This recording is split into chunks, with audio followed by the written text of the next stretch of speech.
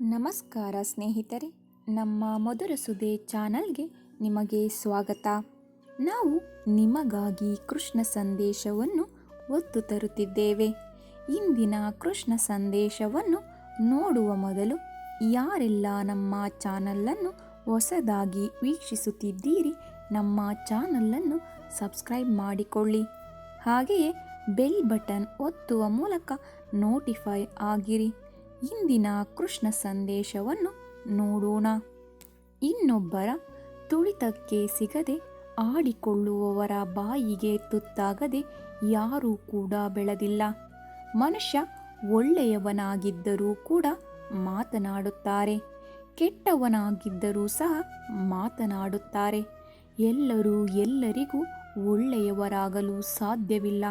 ಹಾಗೆಯೇ ಎಲ್ಲರೂ ಎಲ್ಲರಿಗೂ ಕೆಟ್ಟವರಾಗಿರಲು ಕೂಡ ಸಾಧ್ಯವಿಲ್ಲ. 4 ದಿನ ದೂರ ಹೋಗಿ ನೋಡಿ, ಜನ ನಿಮ್ಮನ್ನು ಮರೆತೇ ಬಿಡುತ್ತಾರೆ. ಜೀವನವಿಡೀ ಮನುಷ್ಯ ತಾನು ಎಲ್ಲರಿಗೂ ಬೇಕಾದವನು ಅನ್ನೋ ಭ್ರಮೆಯಲ್ಲಿ ಇರುತ್ತಾನೆ.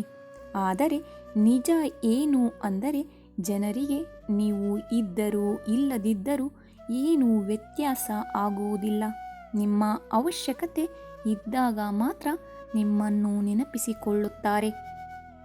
ಅದಕ್ಕೆ ನೀವು ನಿಮಗೋಸ್ಕರ ಬದುಕಿ.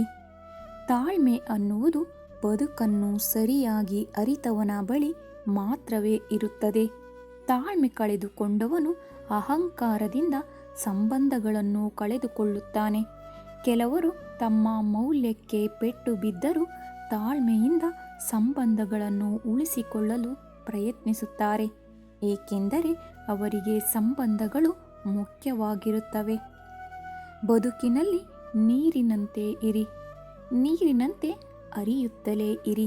ಕಸ, ಕಡ್ಡಿ, ಕಲ್ಲುಗಳು ತಮ್ಮಿಷ್ಟಕ್ಕೆ ತಾವೇ ಪಕ್ಕಕ್ಕೆ ಸರಿದು ಬಿಡುತ್ತವೆ. ಏನಾಗುತ್ತದೆಯೋ ಎಂದು ಯೋಚಿಸುತ್ತಾ ನಿಲ್ಲಬೇಡಿ.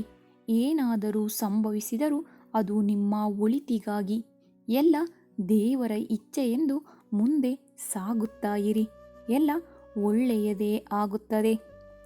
ಪರಮಾತ್ಮ ನಿನ್ನನ್ನು ಕಷ್ಟಗಳ ಹತ್ತಿರ ಕರೆದುಕೊಂಡು ಹೋಗಿದ್ದಾನೆ ಅಂದರೆ ತಿಳಿದುಕೊಂಡು ಬಿಡು.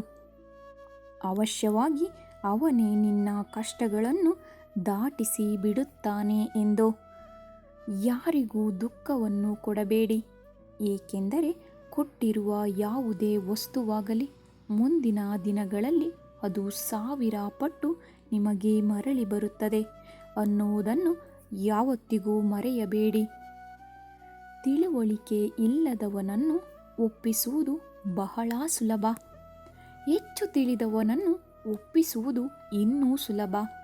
ಆದರೆ ಸ್ವಲ್ಪ ತಿಳಿದುಕೊಂಡು ಅಹಂಕಾರ ಪಡುವ ಮನುಷ್ಯನನ್ನು ಆ ದೇವರು ಕೂಡ ಒಪ್ಪಿಸಲು ಸಾಧ್ಯವಿಲ್ಲ.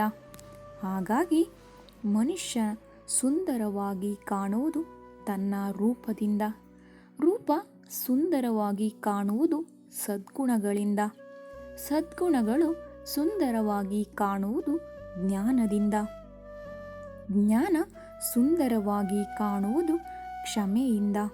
ಕ್ಷಮಾಗುಣ ಇಲ್ಲದಿದ್ದರೆ ಮನುಷ್ಯನ ರೂಪ, ಗುಣ, ಜ್ಞಾನ ಎಲ್ಲವೂ ವ್ಯರ್ಥವಾದಂತೆ.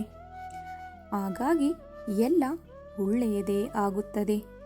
ನಿಮಗೆ ನಮ್ಮ ವಿಡಿಯೋ ಇಷ್ಟವಾಗಿದ್ದಲ್ಲಿ ನಮ್ಮ ವಿಡಿಯೋಗೆ ಒಂದು ಲೈಕ್ ನೀಡಿ. ಹಾಗೆಯೇ ನಮ್ಮ ಚಾನಲನ್ನು ಸಬ್ಸ್ಕ್ರೈಬ್ ಮಾಡಿಕೊಳ್ಳಿ.